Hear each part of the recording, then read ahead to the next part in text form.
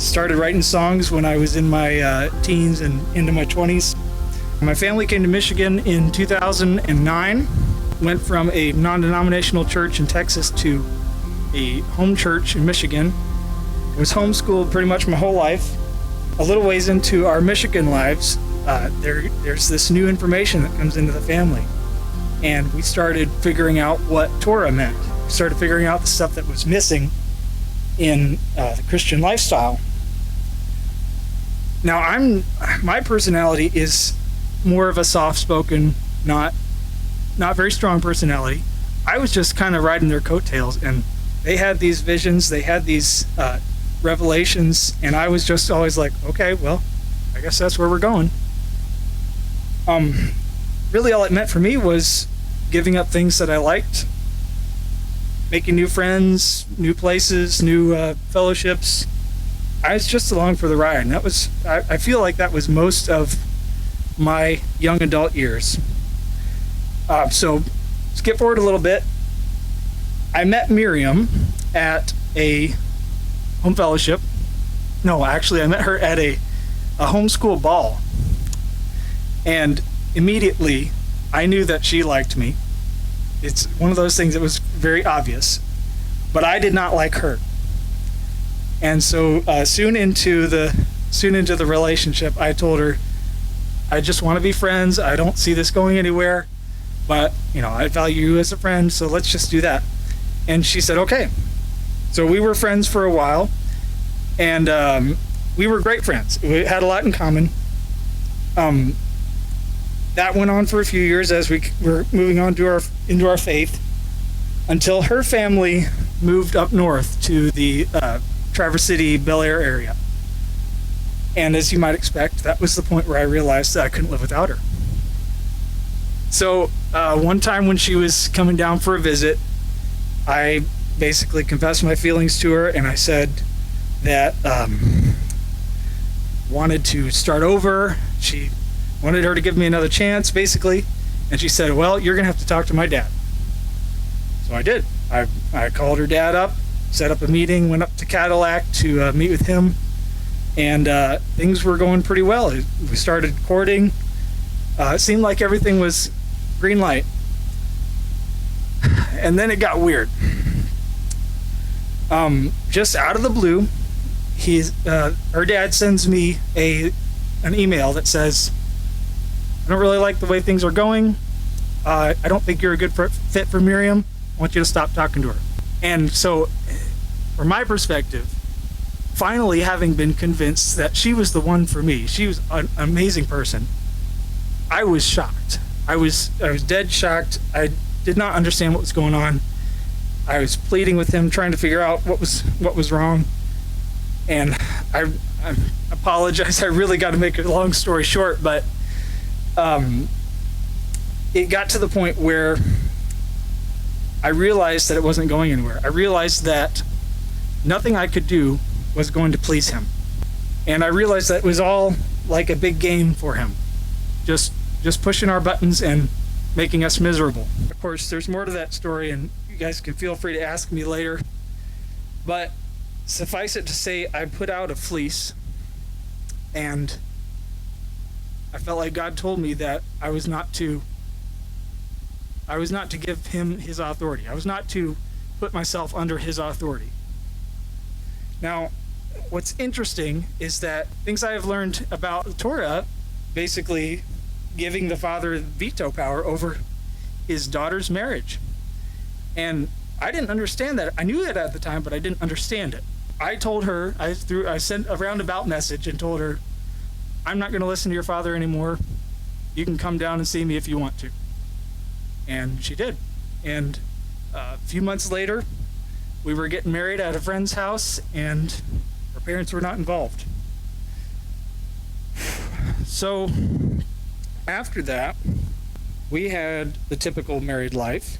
I mean, there was some turmoil because of family relations, but we had the typical young married life where we go do dumb things. We decided to go out to Montana for a winter and work at a ski resort, which didn't pay us very much. And then the season was over, and they said, "Okay, bye." and we had to come back. And I was trying to get my job as a electrician apprentice back, and they didn't want me because I had up and left. So then I had to become a handyman. Really, this whole time, I'm just flying by the seat of my pants. So about a year into my marriage with Miriam, she had a confession for me. She wrote out a letter and she gave it to me. And it said she couldn't hold it in any longer. She had been abused by her father for pretty much her whole childhood. And it's the kind of abuse that you're thinking of. So that, of course, rocked my world. She was terrified I was going to reject her because she wasn't pure or something. I loved her so much it didn't matter to me, but I was, of course, furious. I sent her father a scathing email about how he's never going to see his grandkids, that type of thing. And that was about the end of it for a while. I say this to my own detriment. I was stuck in a Christian mindset of just trying to smooth things over. And I felt like I needed to help Miriam reconnect with her parents. Married life continues. I was a handyman. I was working pretty hard. I was actually getting pretty good at it. But my finances were shot. And at one point we had to get out of our tiny house and we had to get out of our apartment and start building a tiny house on my parents' property. That's a whole story by itself. And then I injured my thumb with a saw. Couldn't work anymore. That was kind of like my early life crisis, I call it. Around the same time, now we're pregnant with our third child and trying to live in a tiny house that's not finished. So we moved up north, stayed with her parents for a while, got an apartment. I tried out some business ideas. Those didn't work. Started working at a company I work for now, which is Waterfront. I was as a carpenter. And then I injured my back, so I couldn't work there. So I talked to my boss. I asked if there was any office work I could do. He got me plugged in. I started doing photography for that company. Then moved into bookkeeping. A lot going on. God blessed us with a house right before the housing market went kaput. We started a fellowship there, a home fellowship at our new house. And I want you to understand, this is a lot going on, but I'm basically just along for the ride. I was not leading my family. This was just all happening to me. So I want to take a break and go to Miriam for a second. She's struggling at this point, and the effects of this life of abuse is catching up to her, and she's feeling like she needs to, in order to heal, she's got to talk to people about it. And so she decided to confront her dad and say, I need to talk to people about this. This information might come back to you. I'm giving you a chance to get ahead of it. If you confess to the family what you've done, then it'll sound better coming from you. And that's what he did, theoretically. He confessed to the family. And so as soon as that happened, we expected that her siblings would come to her and be like, oh, Miriam, I had no idea this was going on. I'm so sorry. Can we be friends again? And that didn't really happen. In fact, it was kind of the opposite. You know, we weren't in a great standing with their family because of the courtship process, differences of belief and stuff like that. But after this, it was like we were estranged. We were not welcome at the family. It got to the point where Miriam was convinced that they had not received the full story from her dad. He was not being honest with them. So we decided to craft a letter, and we sent it to a group message to all the siblings, and basically said, this is what happened. I don't think he told you the truth. Here's where we are. And immediately after that, things started to blow up. They started coming back with, whoa, this is crazy information. How can we believe you? We had no idea what's going on. And it was a wild ride. But I want you to remember this whole time, I'm just along for the ride. I'm just letting things happen in my life. In fact, I was actually in kind of a state of depression. I'm a very closed off person, generally speaking. So most people didn't know this.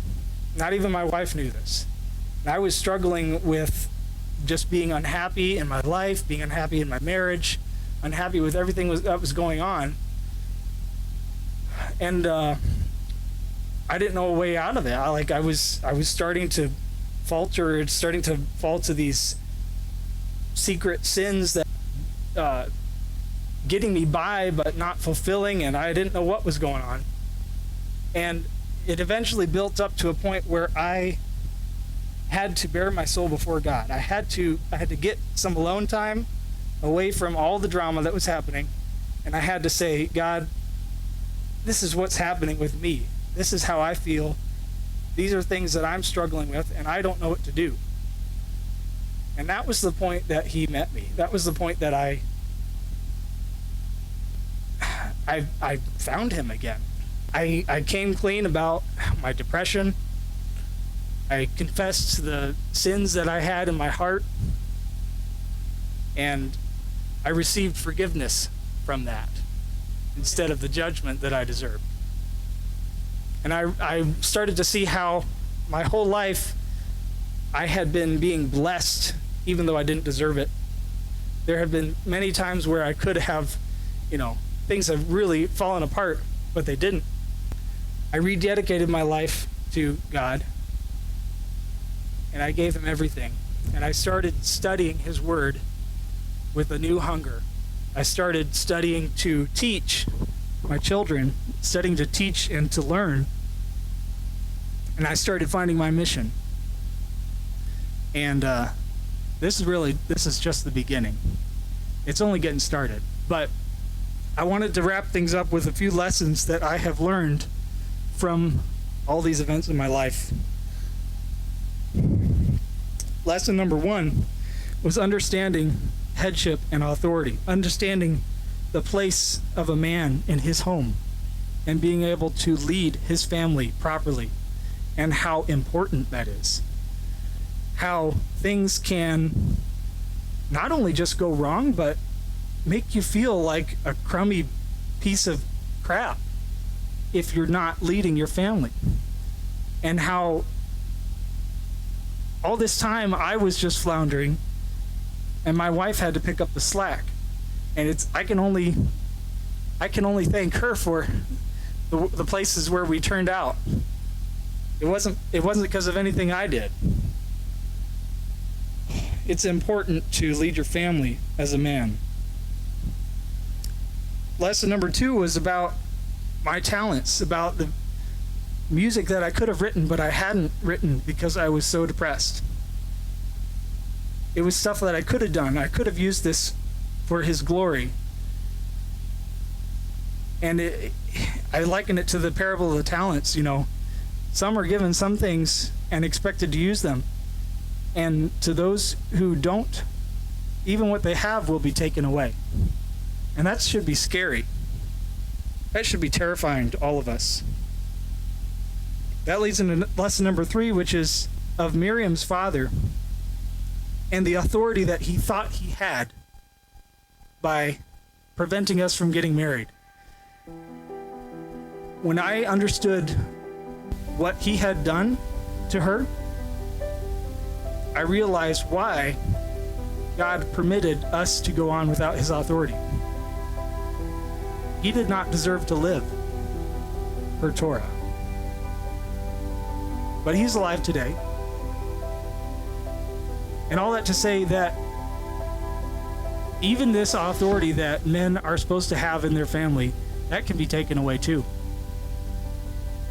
If you step outside what God has ordained as a protective head of your household, and you mistreat or abuse those who are under you, that authority will be taken away from you and given to someone else.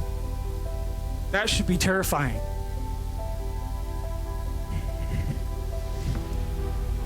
Lesson number 4 is completely accepting the scriptures. There's nothing in this life that can't be answered by the scriptures.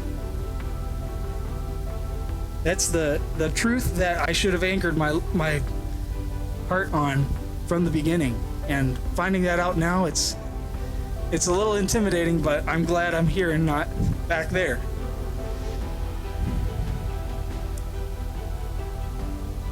We can trust him because he's written out this entire, it's like an instruction manual. I mean, I struggle to think about people who see it as a burden. It's like he's telling you, this is how you should live, and it'll be the most beneficial to you. This is a good thing. It's because he loves us that he gave us this instruction manual for how to live our lives. Lesson number 5 is the marriage picture and how strong that can be when a godly man is leading his family. His wife is submitting to him, and his children are following in his footsteps. And how powerful that can be as a picture of God and his people who are following in his footsteps. And again, I got to give credit to my wife because she picked up the pieces when I was not there. But as soon as I did have a revelation and came back into my role as a father and as a husband, she handed it back to me.